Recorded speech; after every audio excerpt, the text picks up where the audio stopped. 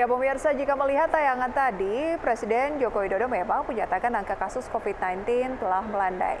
Dan Presiden ternyata juga telah meminta Menteri Kesehatan Budi Gunadi Sadikin untuk berkonsultasi nih dengan Badan Kesehatan Dunia atau WHO terkait status COVID-19 di Indonesia ini. Dan dari hasil konsultasi dengan Dirjen Organisasi Kesehatan Dunia WHO yaitu Tedros Adhanom Ghebreyesus disebutkan kalau ada kebijakan lokal mengenai pengurangan pengetatan dari protokol kesehatan bisa dilakukan. Dan konsultasi ini penting dilakukan karena WHO merupakan pihak yang memiliki kewenangan untuk menyatakan pencabutan status pandemi COVID-19 termasuk kapan waktunya. Kementerian Kesehatan sendiri menyatakan saat ini Indonesia memang sedang bersiap menuju endemi. Dan hal ini sesuai dengan parameter penilaian COVID-19 yang telah melandai. Meski demikian, pemirsa, pemerintah tetap meminta masyarakat untuk waspada terhadap kemungkinan mutasi virus COVID-19. Penerapan protokol kesehatan tetap harus dikedepankan meski status sudah menjadi endemi nantinya ya. Dan meski Presiden Jokowi memberikan signal terkait penghentian status pandemi, Presiden mengingatkan bahwa dampak dari pandemi belum sepenuhnya selesai. Berbagai negara masih terus berupaya pemirsa untuk memulihkan perekonomian akibat pandemi. Dan dalam konteks Indonesia, Presiden meminta masyarakat melakukan kerjasama dalam menghadapi kondisi perekonomian yang masih tidak menentu ini. Dan berikut pernyataan dari Presiden Joko Widodo. Provinsi, kabupaten, kota, sampai ke desa, semuanya memang kita harus bekerja sama.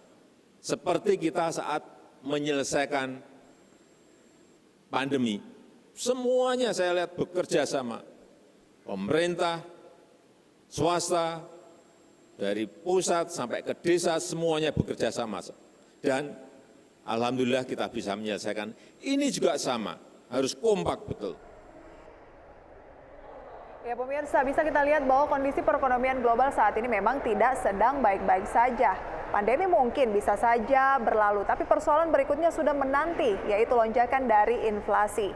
Hampir semua negara saat ini sedang berjuang untuk mengendalikan laju inflasi yang terus melonjak di masa pemulihan ekonomi ini.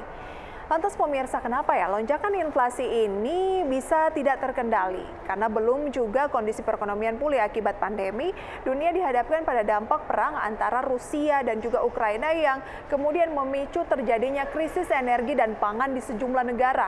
Akibatnya nih pemirsa, rantai pasok sejumlah komoditas pangan dan energi ini menjadi terganggu. Dan kini sejumlah bank sentral di negara-negara maju, terutama Amerika pemirsa ini terus menaikkan suku bunga acuannya secara agresif. Dan hal ini dilakukan agar laju inflasi di negaranya ini bisa terkendali. Lalu pemirsa, apa dampaknya dengan Indonesia? Apakah Indonesia juga harus berjuang menghadapi lonjakan inflasi? Kita simak kembali tayangannya berikut ini. Badan Pusat Statistik baru saja menyatakan laju inflasi di bulan September mencapai 1,17%. Secara tahunan angka inflasi Indonesia mencapai 5,95%. Mengalami kenaikan dari bulan sebelumnya yang mencapai 4,69%. Kenaikan inflasi ini tidak bisa dilepaskan dari kebijakan kenaikan harga BBM pada awal September lalu. Kenaikan BBM ini juga memicu kenaikan sejumlah tarif ojol dan lainnya. Jika dibandingkan dengan kenaikan di negara maju dan ASEAN, laju inflasi di Indonesia memang masih terkendali. Inflasi Indonesia 5,95% secara tahunan di bawah konsensus oleh Kementerian Keuangan sebesar 6,2%. Apakah ini artinya ekonomi masih bagus? Secara fundamental perekonomian Indonesia memang masih bagus. Namun tantangan perekonomian ke depan tidak mudah, berbagai upaya terus dilakukan pemerintah agar inflasi tetap terjaga. Karena ketika inflasi tidak terkendali, Bank Indonesia akan terus meningkatkan suku bunga seperti yang dilakukan oleh beberapa negara maju. Tidak hanya itu, berbagai tantangan juga akan dihadapi Indonesia ketika laju inflasi tidak bisa dikendalikan.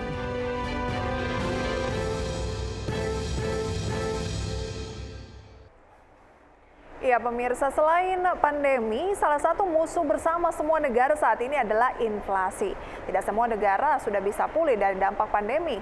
Di Indonesia sendiri pemirsa sebenarnya belum sepenuhnya pulih dari dampak pandemi COVID-19. Dan Indonesia justru masih dalam proses yang bisa kita katakan pemirsa ya recovery ya, khusus untuk ekonominya juga. Namun kondisi perekonomian global yang sedang tidak baik-baik saja tersebut berpotensi akan mengganggu perekonomian Indonesia.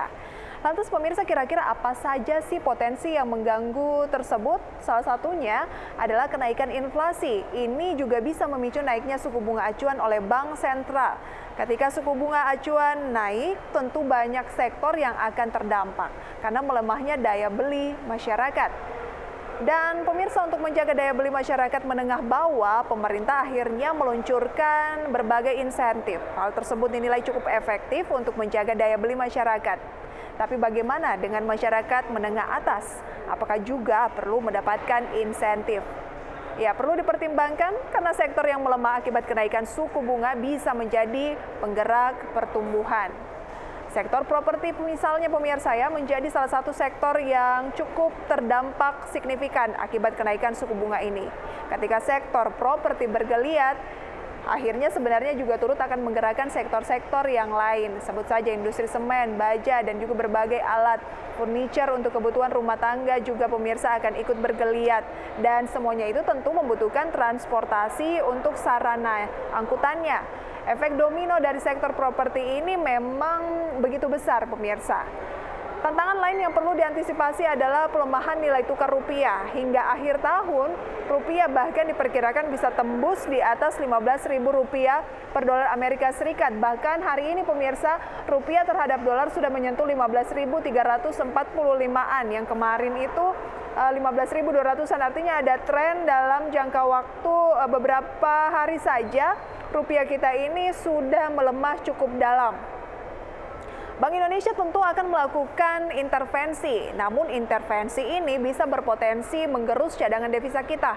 Sementara ketika tahun depan proyeksinya banyak negara yang akan mengalami resesi, kinerja neraca perdagangan Indonesia diperkirakan juga akan ikut terdampak. Karena negara tujuan ekspor banyak yang akan mengalami resesi yang akan mengurangi permintaan dari ekspor pemirsa. Begitu kompleks memang dampak tekanan perekonomian global ini. Semua saling terkait satu dengan lainnya. Karena itulah pemirsa, jangan berbangga hati dulu karena kita berpotensi bisa lepas dari pandemi. Karena salah satu musuh terbesar yang harus dihadapi di sektor perekonomian saat ini adalah inflasi. Lalu pemirsa, bagaimana kita sebagai masyarakat bisa menyikapi dan juga mengantisipasi hal tersebut?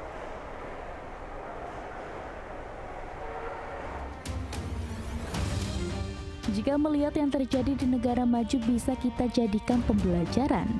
Kenaikan inflasi telah memicu kemunculan banyak pengangguran di mana-mana. Bahkan di Inggris kondisinya cukup mengerikan, banyak orang yang menjadi gelandangan karena tidak mampu membeli makanan. Inflasi dan resesi memang menjadi ancaman bagi semua negara termasuk Indonesia. Namun tantangan tersebut bukanlah menjadikan akhir dari segalanya. Di balik sejumlah tantangan tentu masih ada peluang yang bisa dimanfaatkan untuk mendapatkan keuntungan. Harga batu bara yang cenderung tidak terdampak kenaikan inflasi memicu kinerja emiten batu bara menarik untuk dilirik. Melirik instrumen investasi saham dan instrumen investasi lain bisa menjadi satu pilihan opsi untuk bertahan.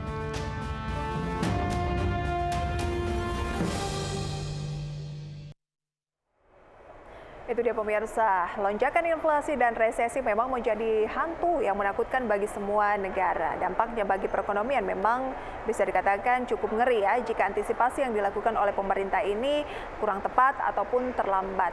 Seperti kita tahu ya, di beberapa negara maju kondisinya berbalik 180 derajat. Banyak orang mengira kehidupan di negara maju dalam kondisi yang cukup. Nyatanya dampak lonjakan inflasi ini membuat kenaikan sejumlah harga yang signifikan. Karena itulah banyak bermunculan, bisa dibilang gelandangan baru pemirsa di negara-negara tersebut atau orang miskin baru. Dalam konteks Indonesia, pemerintah telah melakukan berbagai cara juga nih untuk menjaga daya beli kita agar tetap terjaga. Cara ini dilakukan pemirsa agar pertumbuhan ekonomi tetap terjaga. Dan dalam konteks yang lebih kecil, sebagai masyarakat kita juga perlu untuk melakukan berbagai antisipasi. Apa yang bisa kita lakukan dalam kondisi ancaman lonjakan inflasi dan resesi? Salah satunya pemirsa dengan cara untuk mengatur keuangan. Ya memang kesannya klise pemirsa ya, tetapi ini adalah kunci ketika ekonomi bisa dikatakan sedang tidak baik-baik saja, bahkan diproyeksi mengarah ke arah yang lebih negatif. Meski pandemi telah longgar, aktivitas diperbolehkan kemana saja, kita juga tetap tidak boleh boros ya. Mengatur keuangan sesuai dengan kebutuhan masih penting untuk diterapkan. Jika kita bisa mengendalikan pengeluaran, uang yang kita punya ini bisa dialokasikan untuk menggunakan instrumen investasi mungkin ya, hal yang lebih produktif. Dan ini penting agar uang yang kita punya ini tidak tergerus dengan kenaikan inflasi. Jika kita memilih instrumen saham misalnya, perlu dicermati juga kira-kira sektor-sektor mana sih sebenarnya yang diuntungkan di saat kondisi ekonomi ini belum stabil seperti sekarang. Dalam setiap tekanan pemirsa, tentunya juga pasti selalu ada peluang ataupun bisa mencari celah untuk mendapatkan keuntungan. Dan dalam konteks saat ini, sektor komoditas ini terlihat ya masih diuntungkan karena masih tingginya permintaan global. Saham-saham yang bergerak di sektor komoditas juga bisa dikatakan masih bisa menjadi andalan ataupun opsi untuk melakukan trading saham. Namun hal ini juga pemirsa perlu jadi perhatian karena pergerakan saham untuk sektor komoditas sangatlah cepat. Instrumen investasi lain selain saham pemirsa yang mungkin bisa Anda pilih di pasar modal adalah reksadana. Kita juga bisa memilih jenis reksadana seperti apa yang tepat ataupun yang sesuai dengan profil risiko yang kita miliki. Apakah reksadana saham, reksadana campuran, pasar uang, ataupun pendapatan tetap. Dengan memperkuat literasi di era saat ini, penting pemirsa dilakukan agar kita bisa melakukan antisipasi di saat ancaman resesi di depan mata dan juga ancaman inflasi ataupun ancaman kenaikan harga yang tentunya akan berdampak pemirsa pada sejumlah lini. Jadi kita sebagai masyarakat pemirsa tidak boleh hanya berpangku tangan dan menunggu langkah strategis yang akan dilakukan oleh pemerintah serta pemirsa hanya menuntut tapi tidak melakukan langkah antisipatif juga. Karena pemirsa ujung-ujungnya nanti akan terdampak adalah keuangan kita sendiri juga. Tapi tidak perlu terlalu panik, hanya harus waspada dan melakukan berbagai macam langkah-langkah antisipasi untuk menjaga keuangan ini tetap safe pemirsa ya. Dan tingkatkan literasi Anda terkait dengan keuangan agar di masa mendatang Anda terbebas dari persoalan-persoalan keuangan yang seharusnya tidak perlu karena Anda sudah antisipasi jauh-jauh hari. Semoga pemirsa ini bisa menjadi referensi untuk kita semua dan informasi dari mancanegara dan lainnya akan kami hadirkan usai jeda pariwara berikut.